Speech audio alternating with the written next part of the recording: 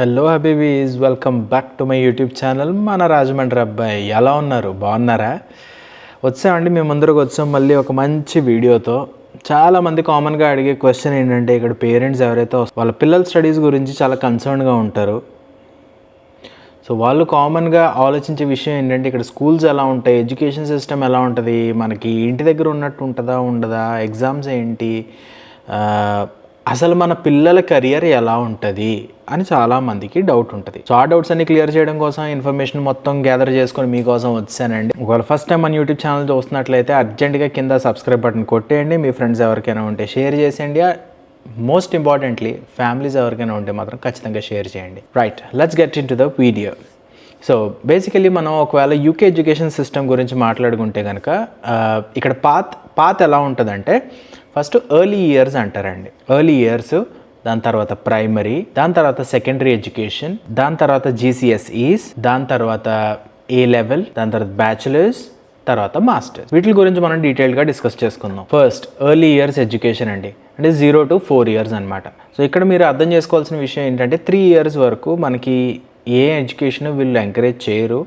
So 3 years తర్వాత నుంచే వీళ్ళని స్కూల్లో వేస్తారు.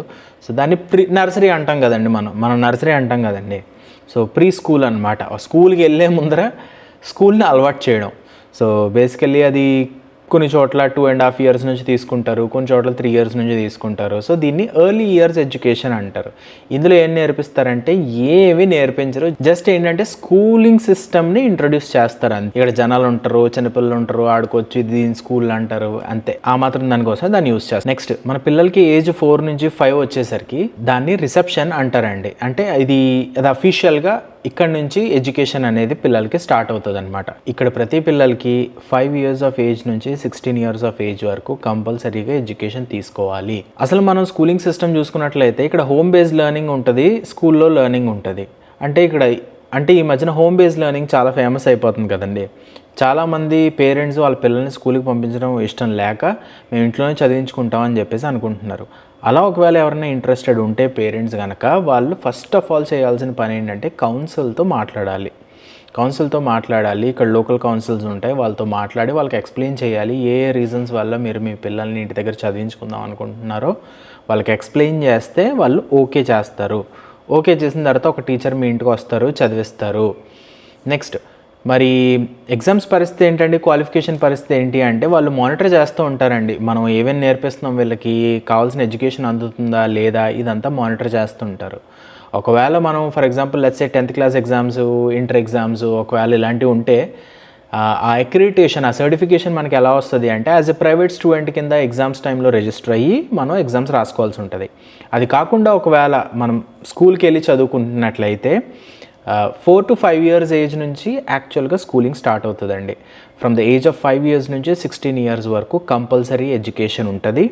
ఒకవేళ పేరెంట్స్ పిల్లల్ని ఎడ్యుకేషన్కి పంపించకపోతే వాళ్ళ మీద కోర్టులో కేసు వేస్తారు, పేరెంట్స్కి కూర్చోబెట్టి కౌన్సిలింగ్ కూడా ఇస్తారు, పిల్లలకి ఎడ్యుకేషన్ ఎంత ఇంపార్టెంటో నేర్పిస్తారు. So coming back to the topic. So basically age 5 రాగానే దాన్ని ప్రైమరీ ఎడ్యుకేషన్ అంటారు. అంటే ఇందులో కొన్ని స్టేజెస్ ఉంటాయండి. అందులో ఫస్ట్ది కీ స్టేజ్ 1, KS1, KS2 అంటారనమాట. So key stage 1.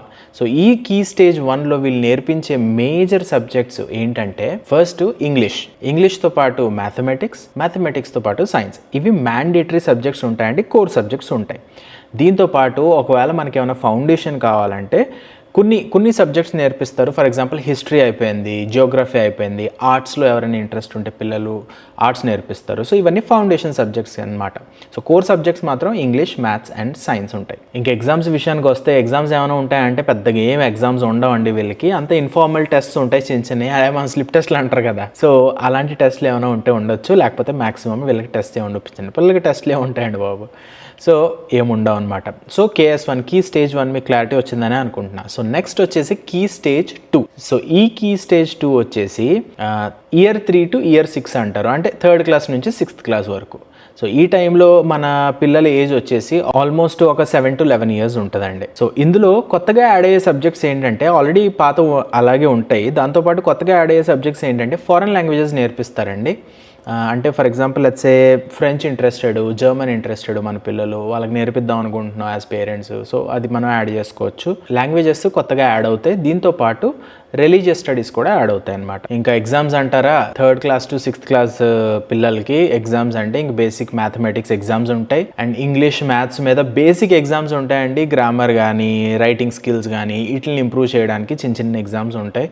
దాని మించి ఎక్కువ ప్రెషర్ ఉండదు. సో KS1 అండ్ KS2 మీకు అర్థమైందని అనుకుంటున్నా. సో ఇక్కడతో మన ప్రైమరీ ఎడ్యుకేషన్ కంప్లీట్ అయిపోయింది.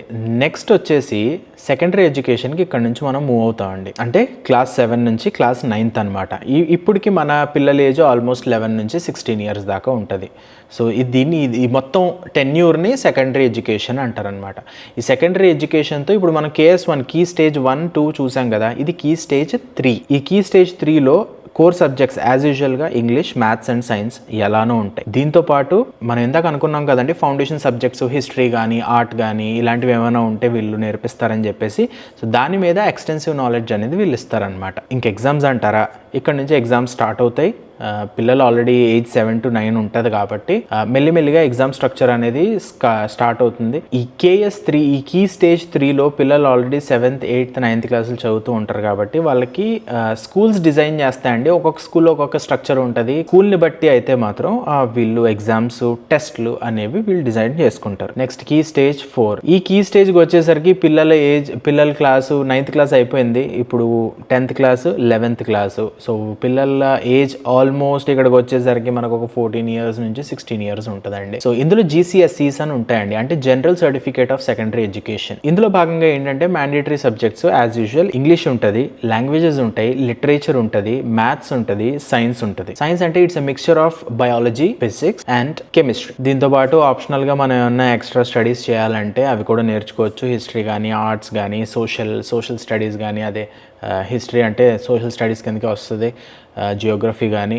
సో ఇవేమన్నా మనం ఎడిషనల్గా తీసుకుందాం అనుకుంటే కనుక as part of this optional studies కింద మనం తీసుకొని ప్రొసీడ్ అవ్వచ్చు. ఇంకా ఎగ్జామ్స్ అంటారా, ఎండ్ ఆఫ్ 2 years అయ్యేసరికి మనకి ఎగ్జామ్స్ ఉంటాయండి యాజ్ యూజువల్. గ్రేడ్స్ 1 నుంచి 9 దాకా ఉంటాయి. 9 అంటే బెస్ట్, 1 అంటే లీస్ట్ అన్నట్టు. సో 4 grades వచ్చిందంటే మాత్రం అది పాస్ మార్క్ అని అర్థం అనమాట. అంటే మనకి 35 మార్క్స్ పాస్ మార్క్ ఎలాగో ఇక్కడ గ్రేడ్ 4 అంటే pass. 9 highest, 1 least, grade 4 is pass. దాని తర్వాత college 16 to 18 years of age లో కాలేజెస్ స్టార్ట్ అవుతాయి. ఇంకేముందండి, ఇయర్ 12, ఇయర్ 13. ఇయర్ 12 లో 4 నుంచి 5 సబ్జెక్టులు ఉంటాయి. ఇయర్ 13 లో 3 నుంచి 4 సబ్జెక్టులు ఉంటాయి. ఇంక ఇందులో మేజర్ గా వచ్చే సబ్జెక్టులు ఏ ఉంటాయిరా నాన్న అంటే సైన్సెస్ ఉంటాయి. ఆల్రెడీ మనం డిస్కస్ చేసుకున్నాం కదా, సైన్స్, మ్యాథ్స్, ఇంగ్లీష్ ఇవి కామన్ గా ఉంటాయండి. మీరు అబ్జర్వ్ చేసుకుంటే మ్యాథ్స్, ఇంగ్లీష్, సైన్స్ని వీళ్ళు చిన్నప్పటి నుంచి కాన్సన్ట్రేట్ చేస్తున్నారు. అది అప్పటి నుంచి ఇప్పుడు దాకా కంటిన్యూ అవుతూనే ఉంటాయి. సో మన ఎడ్యుకేషన్ సిస్టమ్కి ఆల్మోస్ట్ ఈక్వల్గానే ఉంటుంది అనమాట. మనం కూడా ఆల్మోస్ట్ ఇలాగే ఫాలో అవుతాం కాబట్టి. ఇంకా అది అయిపోయిన తర్వాత ఎండ్ ఆఫ్ 2 years తర్వాత ఎగ్జామ్ ఉంటుంది. ఎగ్జామ్లో గ్రేడింగ్ సిస్టమ్ ఉంటుంది యాజ్ యూజువల్. ఇందాక నేను చెప్పినట్టే గ్రేడింగ్ సిస్టమ్. ఇందాక మనం 1 to 9 అనుకున్నాం కదా, గ్రేడ్ 4 వస్తే పాస్, 1 అంటే తక్కువ, ఫెయిల్, 9 అంటే హైయెస్ట్ అని చెప్పేసి. ఇందులో A స్టార్ అని ఉంటుందండి, అది హైయెస్ట్. E అనేది పాస్ అనమాట. ఇంకా దీని తర్వాత స్టార్ట్ అవుద్ది బ్యాచిలర్స్, మాస్టర్స్ గురించి మీ అందరికీ ఆల్రెడీ తెలిసిందే. బ్యాచిలర్స్లో 3 ఏళ్ళ నుంచి 4 ఏళ్ళు ఉంటుంది. ఒకవేళ బ్యాచిలర్స్ మన పిల్లలు స్కాట్లాండ్లో చదివితే కనుక 4 years బ్యాచిలర్స్ ఉంటుంది, లేదంటే 3 years బ్యాచిలర్స్ ఉంటుంది. ఇంక ఇందులో అసైన్మెంట్స్ అంటారా, మీకు ఎగ్జామ్స్ ఉండొచ్చు, అసైన్మెంట్స్ ఉండొచ్చు, కోర్స్ వర్క్ ఉండొచ్చు, అంటే రికార్డ్స్ రాయించడం ఇలాంటివి ఏమైనా ఉండొచ్చు, ల్యాబ్ ప్రాక్టికల్స్ ఉండొచ్చు, ఏమైనా ఉండొచ్చు. ఇందులో వచ్చేసి మేజర్గా వీళ్ళు తీసుకునే కోర్సెస్ ఏంటంటే BA బ్యాచిలర్ ఆఫ్ ఆర్ట్స్ తీసుకుంటారు వీళ్ళు. నెక్స్ట్ సైన్స్ తీసుకుంటారు సబ్జెక్ట్ కింద, కోర్ సబ్జెక్ట్స్ కింద, ఆర్ ఇంజనీరింగ్ తీసుకుంటారు మనలాగే బ్యాచిలర్స్. యాజ్ ఇట్ ఈస్ ఏం పెద్ద డిఫరెన్స్ ఉండదండి. నెక్స్ట్ ఇంకా మాస్టర్స్ అంటారా, మనం చెప్పి ఇసుకుపోయాం, మీకు ఆల్రెడీ తెలుసు.